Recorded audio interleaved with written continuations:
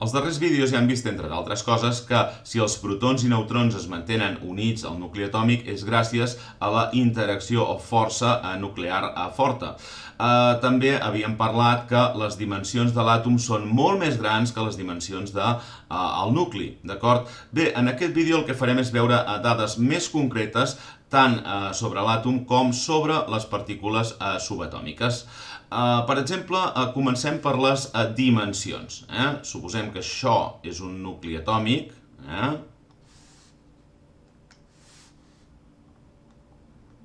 Doncs bé, les dimensions d'un nucli atòmic se solen mesurar en femtòmetres.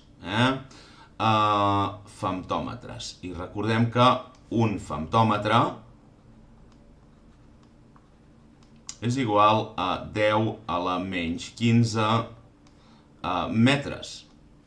En canvi, si considerem tot el núvol electrònic, tota l'escorça de l'àtom, i el dibuix naturalment que estic fent no està a escala ni molt menys, les dimensions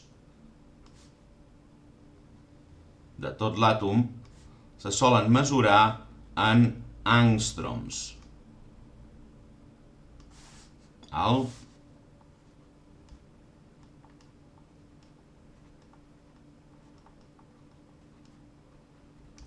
I un angstrom és igual a 10 a la menys 10 metres.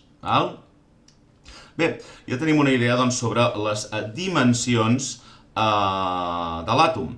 Ara ocupem-nos d'altres dades. Per exemple, la càrrega elèctrica de les partícules subatòmiques. Nosaltres sabem que el protó té càrrega positiva i concretament té una càrrega de més 1,602 aproximadament per 10 a la menys 19 coulombs. En canvi, l'electró té exactament la mateixa càrrega però de signe negatiu, menys 1,602 per 10 a la menys 19 coulombs. Quan a la massa d'aquestes partícules, fixeu-vos que el protó i el neutró tenen aquestes dues masses. El neutró té una mica més de massa que el protó, i fixeu-vos que l'electró té una massa molt més petita, més de 1.800 vegades més petita que el protó o el neutró. Fixeu-vos que aquí la massa està donada en quilos i aquí les hem posat en U. Què és aquesta U? Doncs bé, U vol dir unitat de massa atòmica. U, unitat de massa atòmica.